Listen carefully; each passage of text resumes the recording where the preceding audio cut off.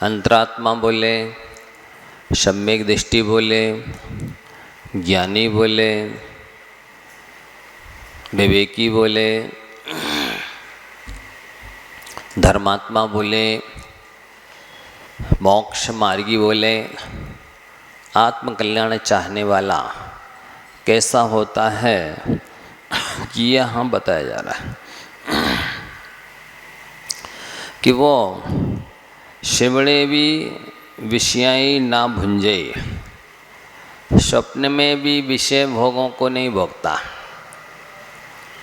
मतलब भोजन करना अलग चीज़ है, शरीर की सुरक्षा करना अलग चीज़ है, लेकिन अपने मनुष्य पर्याय का लक्ष्य उद्देश्य भोग नहीं रखता, अपने जीवन को भोगों के लिए समर्पित नहीं करता है। वो ऐसा मान के चलिए कि जैसे राम के भाई भरत राज्य का संचालन कर रहे हैं, सब कुछ देख रहा है, राजपाट सारी व्यवस्था बना रहे, लेकिन राज्य की व्यवस्था बनाना उनका लक्ष्य नहीं है, राज्य का संचालन करना उनका लक्ष्य नहीं है। वो तो रामचंद्र जी सौंप गए हैं, वचनबद्ध कर गए हैं। तो उन्होंने भी संकल्प किया कि जब तक वन से वापस नहीं लौटेंगे तब तक ये राज्य संभालेंगे। तो वो जो गाथा आती इष्टोपदेश में, ब्रह्मन्नपि नहीं ब्रूते गच्छन्नपि न गच्छति, स्त्री कृतात्म तत्वस्तु पश्यन्नपि न पश्यति, वो बैरागी जी, वो ज्ञानी जी बोलते हुए भी नहीं बोल रहे थे। बोल तो रहे थे,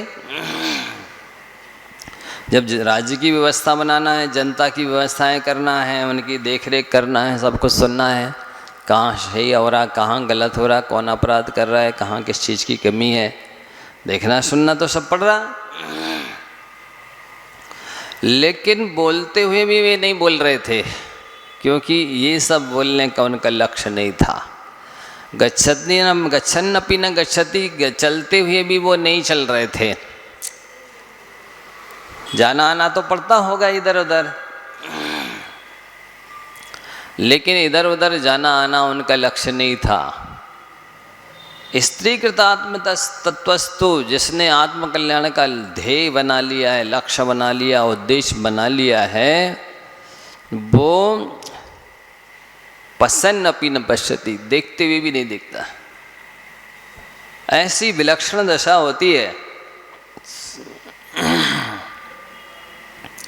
जैसे कोई व्यक्ति नशा कर लेता है तो वो देखते हुए भी नहीं देखता है, बोलते हुए भी नहीं बोलता है, वो क्या बोल रहे हैं उसे ठिकाना नहीं रहता,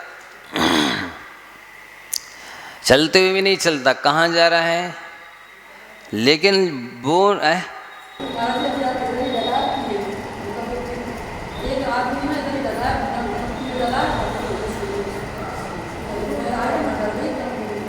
हाँ वही ज़्यादा लग जाती है ना, तो फिर स्थिति ऐसी होती है कि वो देखते हुए भी नहीं देख रहा, चलते हुए भी नहीं चल रहा, बोलते हुए भी नहीं बोल रहा। ये उसका नशे की वजह से ऐसा है। लेकिन जो सम्यक दृष्टि है, अंतरात्मा है, आत्मार्थी है, ज्ञानी है, उसका लक्ष्य नहीं है वो, इसलिए देखते हुए भी नहीं देख रहा वो। तो स्वप्न में भी वो विषय भोगों को नहीं चाहता, नहीं भोगता, भोजन करना पड़ता है। और शरीर माध्यम खलु धर्म साधनम, शरीर धर्म साधन का पहला कारण है, इसलिए मान लो इसको कोई नष्ट करने वाला पदार्थ आ जाए तो वो डर भी जाएगा, उसको ये काम करने पड़ रहे हैं चार संज्ञाओं के, कर्म के वशीभूत होकर के, लेकिन उसका लक्ष्य नहीं है ये। देहाय भिन्न भावमयी, क्योंकि वो इन पंचेंद्रिय के विषयों को शरीर से भिन्न जान रहे हैं, आत्मा से भिन्न जान रहे हैं। जैसे आप लोग कपड़े पहने लेकिन शरीर से भिन्न समझ रहे हैं कपड़ों को कि नहीं, ऐसे ही वो ज्ञानी जीव आत्मा से शरीर को भिन्न समझता है। ये भी आवरण है, ये भी प्रावरण है, उसके लिए ये भी बंधन है, जाल है। वो समझ रहा है कि ये भिन्न है। जैसे कोई ज्ञानी जीव ये समझता है कि इस दूध में पानी है, ऐसे ही वो ज्ञानी जी समझता है कि शरीर में आत्मा है। जैसे तिली के मध्य में तेल है, तिल मध्य यथा तेलम, पाषाणेषु यथा हेमो, पाषाण में सोना है, पाषाणेषु यथा हेमो, दुग्ध मध्य यथा घृतम, दूध के मध्य में घी है। इसी प्रकार से देह के अंदर आत्मा है परमात्मा के समान। तो वो ज्ञानी हमेशा उस आत्म तत्व का स्वरूप जानता है कि उस आत्मा का स्वभाव जानने वाला है। जो कुछ भी हम जान रहे हैं उस आत्मा के बल पर जान रहे हैं। आत्मा शरीर से निकल जाए तो ये आंखें ज्यों की तो बंद रहेंगी, फिर भी नहीं जानेगा। हम सुन रहे हैं तो उस आत्मा की वजह से सुन रहे हैं, आत्मा निकल जाएगी तो इन कानों के होते हुए भी अपन नहीं सुन पाएंगे। हम सूंघ रहे हैं तो उस आत्मा की वजह से आत्मा निकल जाएगी, फिर ये नासिका तो रहेगी पर सुनने में नहीं आएगा। हम चख रहे हैं तो उस आत्मा की वजह से, यदि आत्मा निकल जाए तो फिर ये जिह्वा तो रहेगी, लेकिन फिर हम और आप स्वाद नहीं ले सकेंगे। हम छू रहे हैं तो उस आत्मा की वजह से समझ रहे हैं हल्का भारी रूखा चिकना ठंडा गरम कड़ा नरम। आत्मा निकल जाए स्पर्शन इंद्री तो रहेगी, लेकिन फिर छूने का सवाल ही नहीं, ऐसा हो जाएगा। इसलिए सारी जो आपने अच्छे अच्छे वस्त्राभूषण पहना रखे ना, ये शरीर को नहीं पहना है, इसके अंदर आत्मा है, इस वजह से पहना है। बोलो कोई मुर्दे को पहनाता है ऐसे कपड़े अच्छे? हाँ, कोई मुर्दे को नहलाता है, धुलाता है, खिलाता पिलाता है, हाँ, वस्त्राभूषण पहनाता है? नहीं। तो महिमा और डल्ले के गद्दे पे बिठा रहा, सोफा सेट पर बिठा रहा, झूले पे बिठा रहा है, किसको? इसके अंदर आत्मा है इसलिए बिठा रहा है। जिस दिन आत्मा निकल जाएगी सो उतार के नीचे लेटा देंगे। नहीं होता। फिर लोग ये अवसर देखने लगते हैं कि लोग चले जाएं तो हम ये आभूषण जो पहने ना वे उतार ले वे। कोई बच्चे कीमती सी चीज़ पहने हैं तो लोग चले जाएं तो वो उतार ले वे हम। वस्तुतः तीन लोक में यदि किसी चीज़ की कीमत है तो वो आत्मा की कीमत है। आत्मा के लिए ही सारा खेत है, मकान है, सोना है, चांदी है, धन गाय बैल भैंस हैं, धान अनाज इत्यादि हैं, बर्तन है, वस्त्र हैं, आभूषण है, जो कुछ भी है उस आत्मा के लिए है। आत्मा निकल जाए तो इस डेथ बॉडी के लिए कोई 10 प्रकार का परिग्रह रखेगा? रखने वाला भी वही है। हाँ, इसलिए जिसको भी दुखों से छूटना है,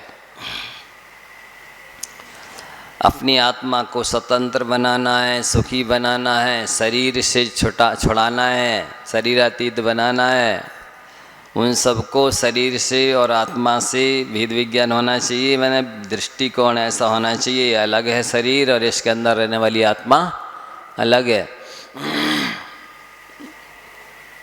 जैसे मिट्टी के वहाँ सारे बर्तन हैं, मटका है, एक चपिया है, मटकिया, और एक नाद है, ये और भी बहुत सारे मिट्टी के बर्तन बना दिए। और उन सब में पानी भर दिया। तो जैसे उसको कहेंगे, यदि घड़ा है तो पुल्लिंग में बोलेंगे मटका, है चफिया है तो स्त्रीलिंग में बोलेंगे। तो इस मिट्टी ने उस तरह का आकार धारण कर लिया, इसलिए उस मिट्टी को उस लिंग के से संबोधन करने लगे, पुल्लिंग से, स्त्रीलिंग से, नपुंसकलिंग से। वस्तुतः देखा जाए उनमें जो पानी भरा है उसमें अंतर है, पानी में तो कोई अंतर नहीं है। वैसे ही ये शरीर की आकृति संस्थान पुरुष का मिल गया, हम पुरुष हैं, स्त्री का मिल गया, हम स्त्री हैं, नपुंसक का मिल गया, हम नपुंसक हैं। वस्तुतः देखा जाए आत्मा में कोई अंतर, जैसे उस पानी में कोई अंतर नहीं है, केवल बर्तनों के आकार प्रकार में अंतर है, वैसे ही आत्मा में कोई अंतर नहीं है। ये शरीर को एक संस्थान संरचना में ही अंतर है, ऐसा ज्ञानी समझता है। तो वो ज़्यादा बाह्य पदार्थों की चिंता नहीं करता। क्यों नहीं करता? इसलिए कि जो होने वाला है वो होके रहता है, जो नहीं होने वाला है वो होगा ही नहीं। ऐसी निश्चित मति रखता है सांसारिक कार्यों में और आत्म कल्याण के लिए पुरुषार्थ करता है। क्योंकि संसार के काम तो भाग्य से बनने हैं, पिछला भाग्य, और आत्म कल्याण कार्य में मुख्यतः पुरुषार्थ की है। जितना पुरुषार्थ कर लोगे उतना पिछला भाग्य और संभल जाएगा और मोक्ष मार्ग प्रशस्त हो जाएगा। इसलिए वो क्या ध्यान में रखता है, आत्मकल्याण चाहने वाला, आत्मज्ञानात् परम कार्यम ना बुद्धौ धारे चिरम, कुर्याद अर्थवसात किंचित वाक्कायाभ्यम मतत्परा। आत्मज्ञान के अलावा उसे और कुछ नहीं ध्यान में रहता। दृष्टांत दिया था ना उस दिन, मेले में बच्चा गुम गया था, तो दिन भर उसको, अब पूरा मेला भरा हुआ है, सारी दुकानें लगी हैं, सारे खेल खिलौने, झूले और मीठा नमकीन और वस्त्राभूषण सब हैं, लेकिन उसे कुछ भी अच्छा नहीं लग रहा। केवल एक माँ की रटंत धुन कि मुझे माँ से मिलना है, माँ चाहिए। दूसरा दृष्टांत आपको भरत चक्रवर्ती का दिए ना, भरत का, राम के भाई भरत का, कि वे रामचंद्र जी की आज्ञा से या पिता की आज्ञा से राज्य का संचालन तो कर रहे, ले रहे, दे रहे, आ रहे, जा रहे, सब कर रहे, लेकिन सब कुछ करते हुए भी उनका लक्ष्य तो है कि ये कब वापस आए रामचंद्र जी वन से और हम कब दीक्षा ले। ऐसा बैरागी होता है, विरक्त होता है, तभी वो अपने मोक्ष मार्ग को प्रशस्त करता है। ऐसे कमलनी का पत्ता पानी में डला है, आकंठ डूबा है पानी में, लेकिन उठाएंगे तो अपने साथ पानी नहीं लाएगा वो। ऐसे ही ज्ञानी घर में, मकान में, दुकान में रहते हुए भी विरक्त रहता कमलनी के पत्ते की तरह, तब वो कर्मों से छूटता है। क्योंकि कोई ताकत यदि कर्मों से छुड़ाने वाली है तो वो बैराग ही है, और रागी जीव तो कर्मों से बंधता है। रागी कहने का तात्पर्य राग करो, द्वेष करो, घृणा करो, ईर्ष्या करो, मदमत्स करो, अहंकार करो, ईर्ष्या, द्वेष, निंदा आदि जितने भी विभाव हैं वे सब कर्म बांधने वाले। तो उसने ये भी समझ रखा है कि उत्तमा स्वात्म चिंता स्यात् देह चिंता से मध्यमा, अधमा काम चिंता स्यात् पर चिंता धमाधमा। आत्म कल्याण की चिंता होना उत्तम चिंता मानी गई है, और उस आत्म कल्याण में ये शरीर सहयोगी सहायक है, इसलिए शरीर की चिंता करना मध्यम चिंता मानी गई है। और पंचेंद्रिय की भोगों की चिंता होना अधम चिंता मानी गई। और अपने अलावा दूसरे की चिंता करते रहना, अपने को भूल ही जाना, ये अधम से भी अधम चिंता है, नीच से भी नीच चिंता मानी गई है।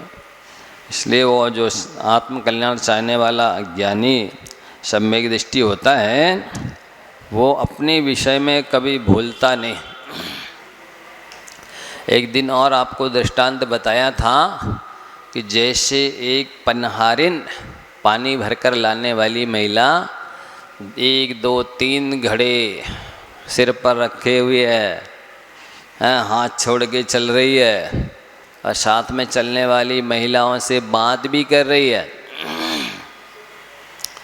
लेकिन एक क्षण के लिए भी उसका ध्यान मटके से हटता नहीं है कि यदि वहाँ से ध्यान हट गया तो नीचे गिर जाएंगे घड़े मटके, जो भी पीतल के हो चाहे मिट्टी के हो।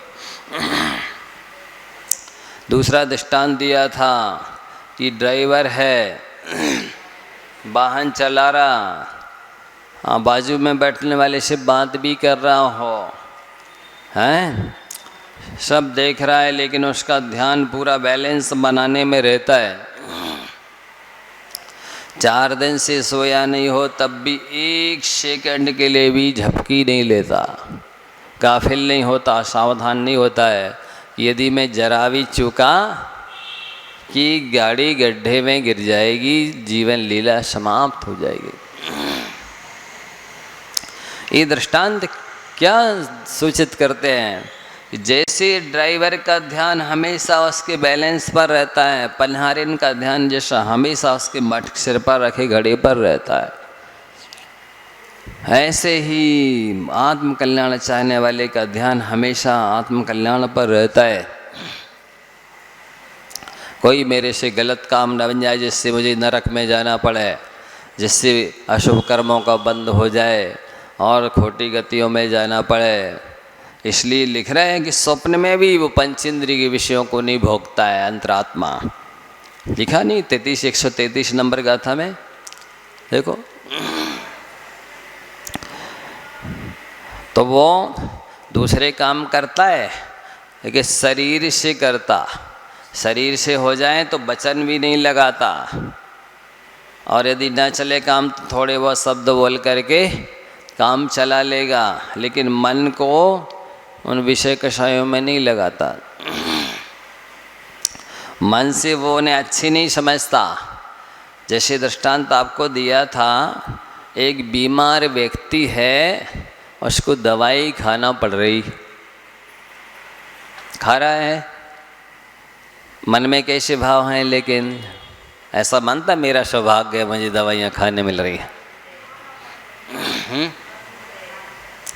जैसे वैसे दवाइयाँ खाना पड़ रही हैं, तो 2 कहिए डॉक्टर ने तो 2 ही खाएगा, 3 नहीं खाएगा, 2.5 नहीं खाएगा, 2.25 भी नहीं खाएगा, हैं? इतना रहता। इसी तरह से जितने से काम चल जाए उतने ही खाता, आसक्ति बस नहीं खाता। कितने सारे दृष्टांत हम दे चुके आपको। तो अपने मन को वो विषय कषाय से बचाता है, उसमें नहीं लगाता है, और कोशिश करता है कि जैसे वो घर परिवार में रहता है, कॉपी के 2 पेज पन्ने होते हैं, उसको पानी से चिपका दो, सूख जाएंगे, चाहो तो हल्के में निकल जाएंगे। लेकिन यदि उन्हीं कागज़ की पन्नों को गोंद से चिपका दिया, सूख गए, अब निकालो, करो अलग अलग। कागज़ के पन्ने फट तो जाएंगे, लेकिन वे अलग अलग नहीं होंगे। तो अज्ञानी और ज्ञानी में इतनी अंतर होता है कि वो दूसरों से संबंध संपर्क रखता है, तो पानी से जैसे 2 पेजों को चिपका दिया है उसकी तरह। कि कभी भी जरा में अलग अलग हो जाए। वो ज्ञानी है, वो सम्यक दृष्टि है, वो अंतरात्मा है। और जो अज्ञानी है, मिथ्या दृष्टि, वो गोंद से जैसे कागज़ को चिपका दिया और सूख गए। अब भी फट जाएंगे लेकिन अलग अलग नहीं होना चाहेंगे। इसी तरह जो मिथ्या दृष्टि अज्ञानी बहिरात्मा संसारी है, वो दूसरों से इसी तरह चिपकता गोंद की तरह है। समझ में आ रहा है?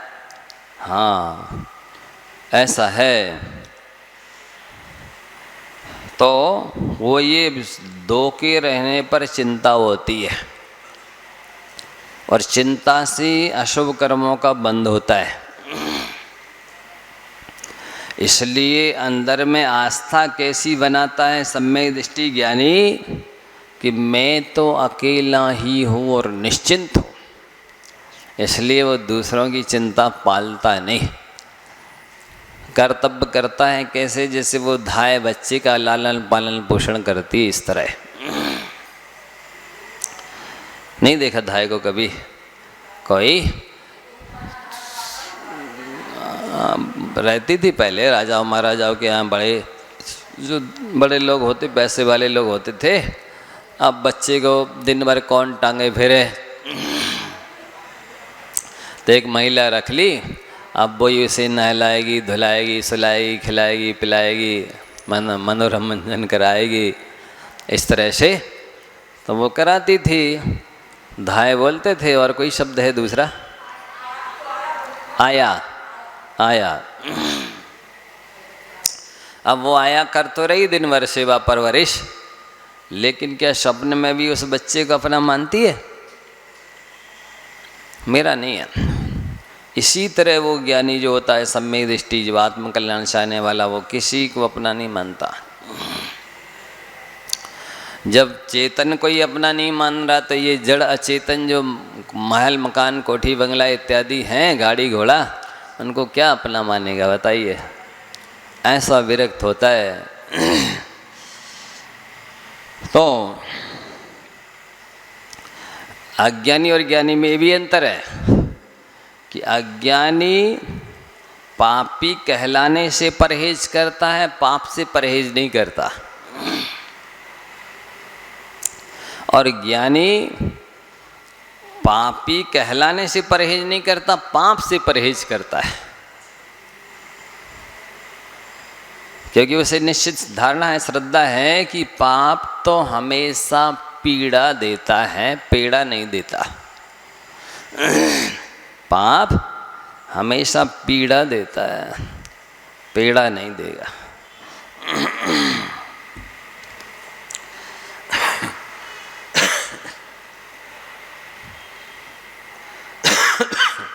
इसके बाद में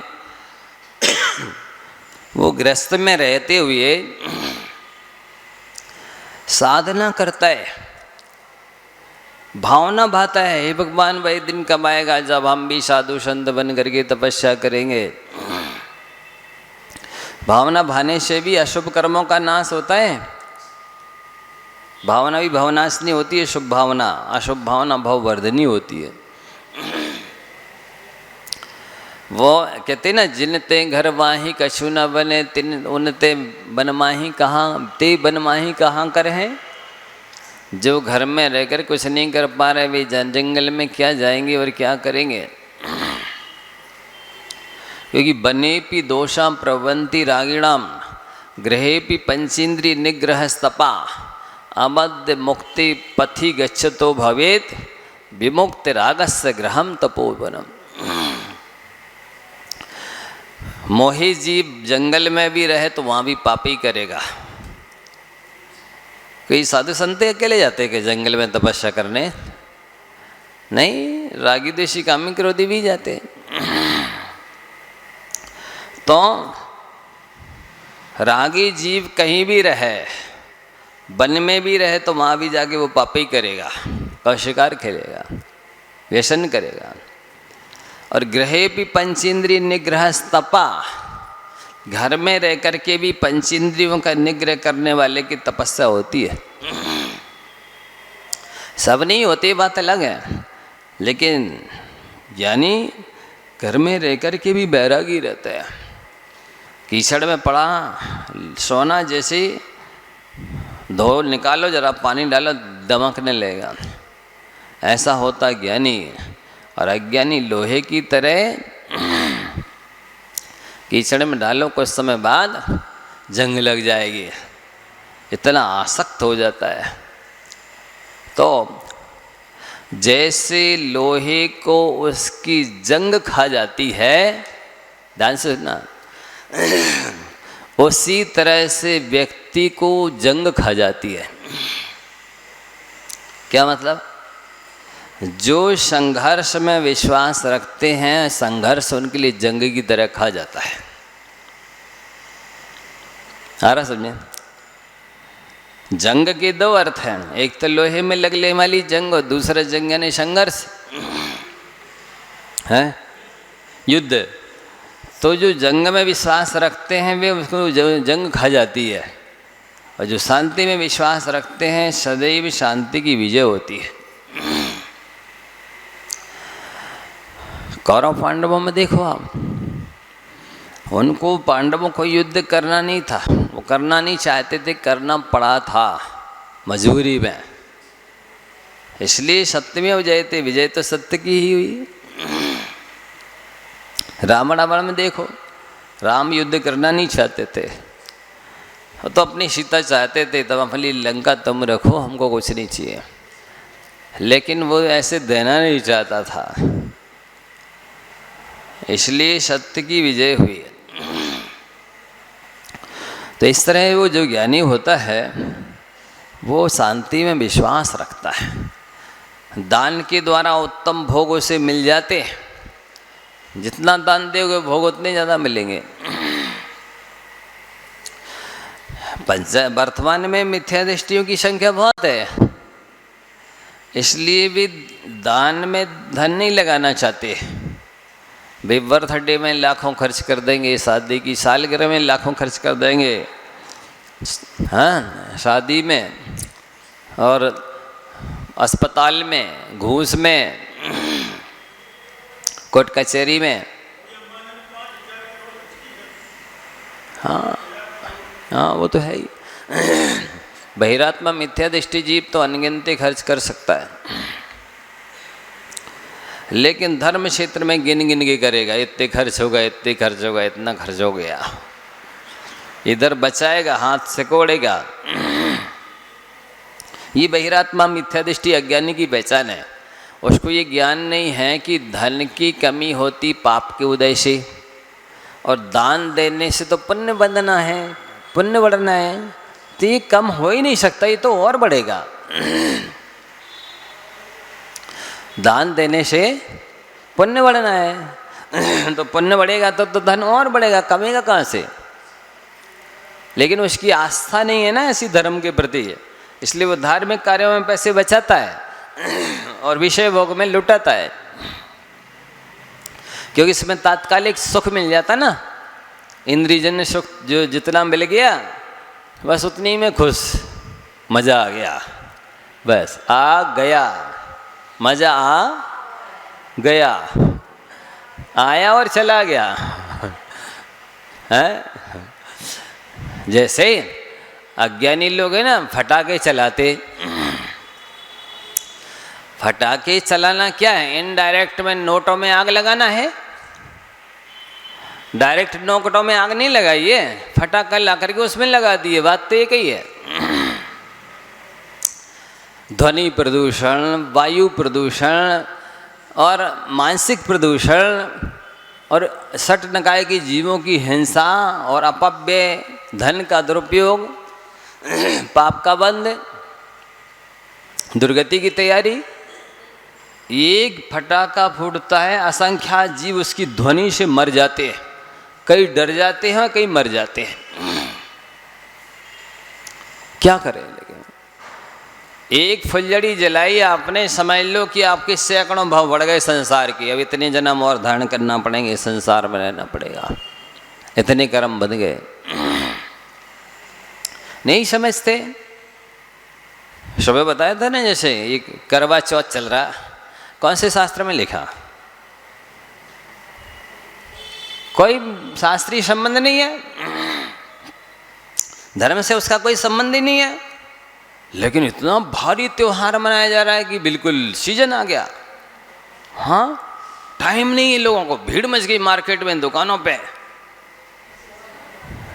ये अज्ञानता नहीं तो क्या है, मिथ्या तो नहीं तो क्या है, दीर्घ संसारी की नरक की तैयारी नहीं तो क्या है। दिन भर भूखे रहे, रात को 5 स्टार 3 स्टार में जा रहे, भक्ष्य सब खा रहे, जितना पुण्य कमाया था वो जाके रात में खा के सब खत्म कर दिया। विवेक नाम की चीज नहीं, लाखों करोड़ों खर्च कर रहे, पति की उम्र बढ़ जाए, ऐसे बढ़ती उम्र है, ऐसे बढ़ने लगे तो सब कोई मरे ही नहीं, यहीं रहे आए सब। हर साल वो व्रत कर लेंगी, फिर बढ़ जाएगी, हर साल फिर अगले साल व्रत कर लेंगी, फिर बढ़ जाएगी, फिर तो मरने का सवाल ही नहीं, यहाँ तो भीड़ मच जाएगी। हैं, इस शरीर में पड़े पड़े भी बिल्लाएंगे कि हम तो बूढ़े हो गए, हमसे उठते बैठते नहीं मर रही और व्रत करती चली जा रही है। हमसे उठते बैठते नहीं मर रहा और भी व्रत करती चली जा रही। ऐसा होने लगता तो आज तक इतने मर गए, काय को मरते हैं? छठ पर्व हम कह रहे हैं कि जितने ये त्योहार मनाते हैं लोग, उसमें 99% धर्म का संबंध ही नहीं है। केवल भोगों के लिए, मनोरंजन के लिए, मस्ती के लिए, व्यसनों की पुष्टि के लिए करते हैं और दूसरे जीवों को पीड़ा पहुंचाते हैं। डीजे चलाएंगे, कितने लोगों को तकलीफ हो रही, सिर दर्द हो रहा, नींद नहीं, सो नहीं पा रहा, आवाज़ से कितने जीव मर रहे, कितना व्यसन पुष्टि हो रही, दारू पी रहे, कितनी गालें बक रहे, कितने उल्टी सीधी खा पी रहे हैं। ये भी धर्म होता है, इसमें पुण्यबंध होता है। ऐसे पुण्यबंध होने लगेगा तो पाप बंध किससे होगा फिर? इससे स्वर्ग में जाएंगे तो नरक किससे जाएंगे फिर? हैं? ऐसे करवा चौथ करने से आयु बढ़ने लगे तो मरे ही नहीं एक भी, सब बिल्कुल अजबरामन हो जाए। हर साल करते रहेंगे वे महिलाएं तो है?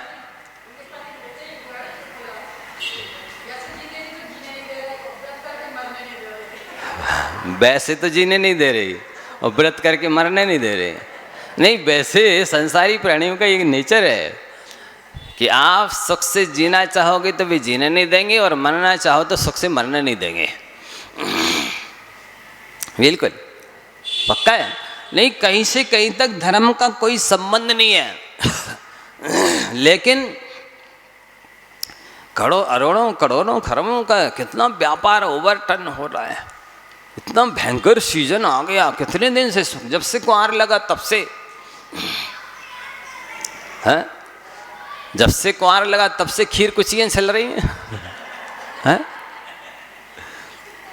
नहीं, धर्म के नाम पर इतने भोगों की पुष्टि करते हैं। कोई भी छठ आ जाए तो अब तो बिल्कुल चूल्हे पर कढ़ाई चढ़ेगी, कैला नहीं चढ़ाएगा, वो तो बिल्कुल पूड़ी और नमकीन और मीठा से यही बनेंगे। हर धर्म के नाम पर विषय कषाय की पुष्टि करना। रक्षाबंधन आया, धंधा बना लिया, और न जिस किसी को एक धागा बांधा, लाओ 1000 रुपये, लाख रुपये, आप तुम हमारे भैया बन गए, आप हमारी हमेशा रक्षा करना, बस अब हो गया त्यौहार। ऐसे गठबंधन का नाम, संसार बढ़ाने का नाम धर्म है, हैं? जिसको देखो उसी को बांधा और लाओ। हाँ, क्या ये धंधा है? होली आई, इसको जलाया, हो थालियाँ बजा ली, इसका नाम धर्म है?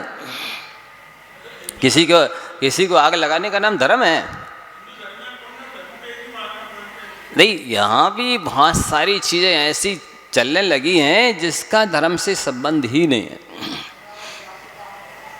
अब देखो दीपावली आएगी, अब कितने फटाके चलाएंगे, इतना पाप बांधेंगे, असंख्यात भाव बढ़ा लेंगे अपने। इनडायरेक्ट में नोटों में आग लगाना है, एक क्षण के लिए फटाक आवाज हो गई, क्या मिल गया? असंख्यात स्थावर जीव मर गए आवाज से। कितना प्रदूषण फैल गया, वायु प्रदूषण, कितनी ध्वनि प्रदूषण हुआ, हाँ, कितना जल प्रदूषण होता है। जिसको देखो उसको विसर्जन कर दिया पानी में। कितने रंग रोगन के केमिकल रसायन, कितना आप देख, कोई भी त्यौहार ले लीजिए आप, सब त्यौहार में एकदम विषय कसाई की पुष्टि करेंगे, हिंसा करेंगे, अपव्यय करेंगे, दुरुपयोग करेंगे। इससे तो पाप का बंध होता है, पुण्य का बंध कहाँ से हो जाएगा? कहीं नहीं। फिल्म के नाम, फिल्म देख देख करके वो करवा चौथ चालू हो गया है, किसी शास्त्र में नहीं लिखा। और इतना बड़ा भयंकर त्यौहार हो गया, महीना भर से चल रहा। अब तो लोगों को, दुकानदारों को खाने की फुर्सत नहीं है। तो ये मिथ्या दृष्टियों के यही हाल है, वे पूर्वा पर विचार नहीं करते, वे देखा देखी करते हैं, लकीर के फकीर होते हैं। जैसे एक गाड़र यदि गड्ढे में गिर जाए तो उसके पीछे आने वाली सैकड़ों हजारों गाड़र हैं, वे भी गिरती जाएंगी, वे भी गिरती जाएंगी, वे भी गिरती जाएंगी, है?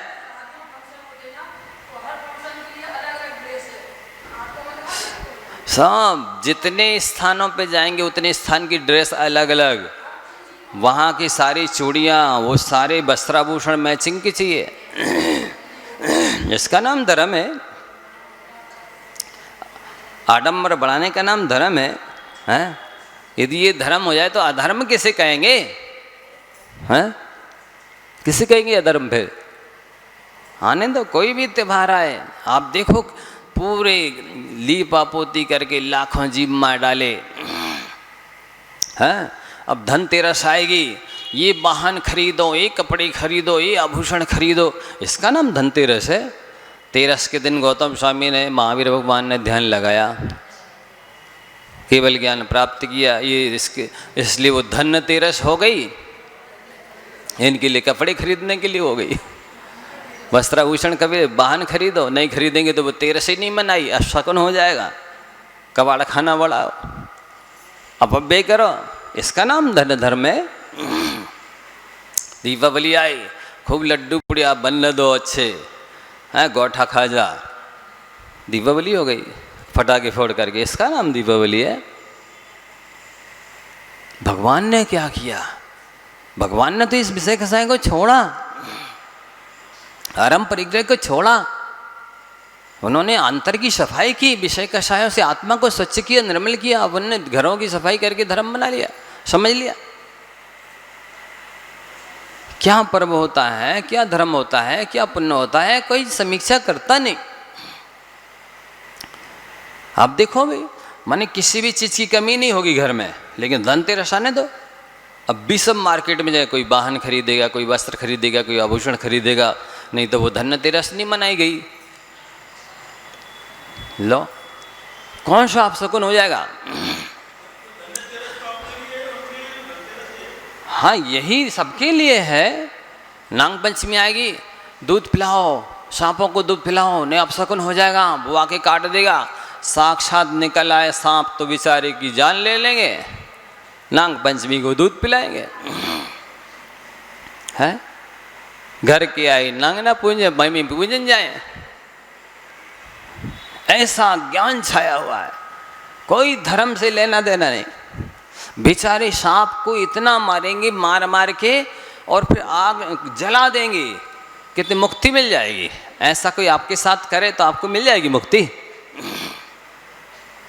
कहीं नहीं नहीं वो काल है इसलिए उसको मार डाला, तो आप तो महाकाल हो गए हैं।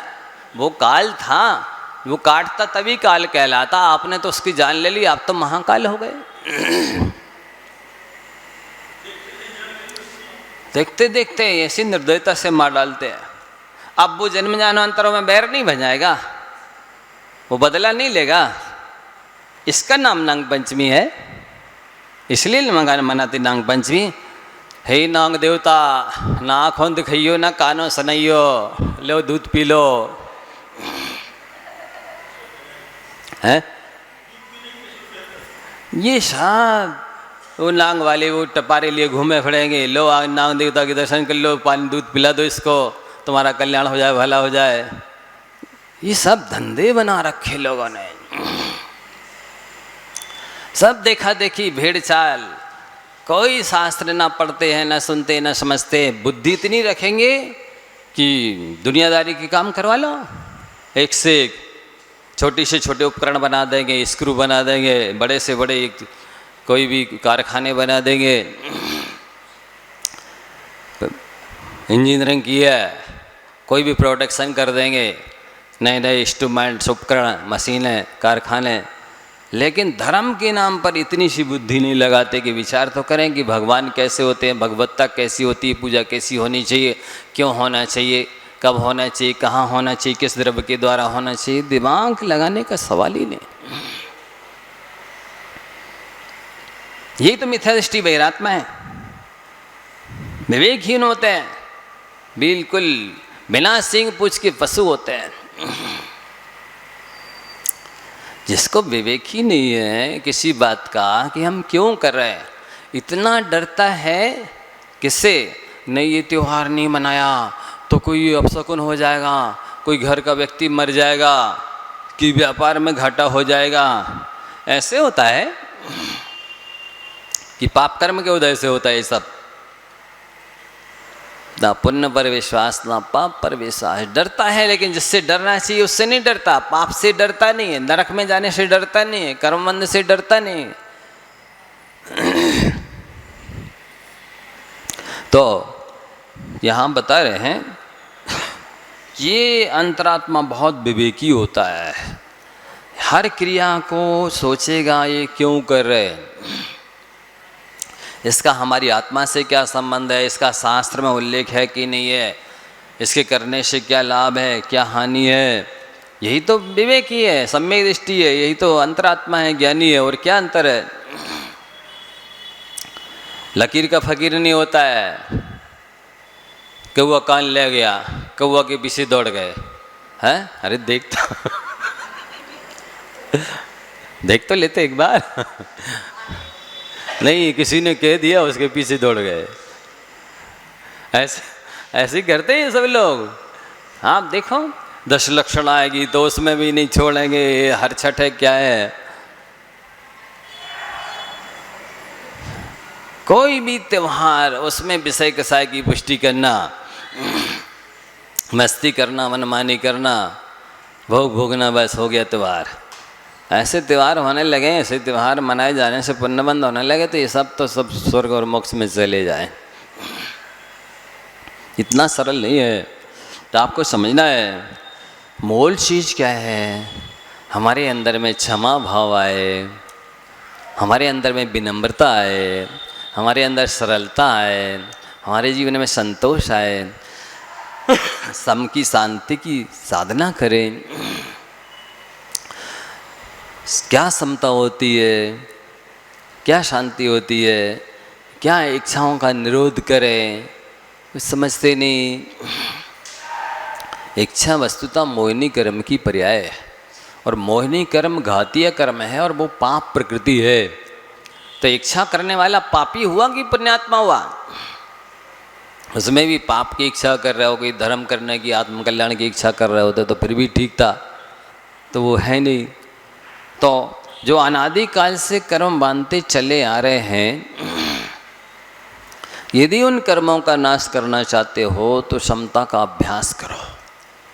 सुख में, दुख में, हानि में, लाभ में, जीवन में, मरण में, यश में, अपयश में, अपमान में, सम्मान में, सब में तटस्थ रहने की कोशिश करो, तब अशुभ कर्मों का नाश होता है। किसी ने सम्मान कर दिया, फूल गए, जरा सा प्रतिकूल बोल दिया, झूल गए, ये क्या है? हर्ष विषाद है ये। इससे अशुभ कर्मों का बंद होता है। देखो, जैसे मान लो बंदर ने चढ़ाया, आपने भी चढ़ा दिया है, गधे ने लात मारी, आपने भी मार दी, तो आप में और उसमें अंतर क्या है? नहीं है कोई अंतर? इसी तरह अज्ञानी जैसा कर रहा है, बहिरात्मा मिथ्या दृष्टि जैसा कर रहा है, वैसे ज्ञानी अंतरात्मा करने लगे तो अंतर क्या रहे? किस बल पर वो मोक्ष प्राप्त करेगा, किस बल पर स्वर्ग प्राप्त करेगा? तो ऐसा यहाँ पे कहा गया है। इसलिए वो सम्यक दृष्टि ज्ञानी अंतरात्मा दान के द्वारा उत्तम भोग प्राप्त कर लेता है, पंच परमेष्टि की पूजा के द्वारा जगत का पूज स्वामित्व प्राप्त कर लेता है, और ब्रह्मचर्य के द्वारा कुल के ऐश्वर्य को प्राप्त कर लेता है, और उपवास के द्वारा निर्वाण को प्राप्त कर लेता है, ऐसे उपाय अपनाता है, बाकी के सारे उपाय आगम विरुद्ध माने जाते हैं।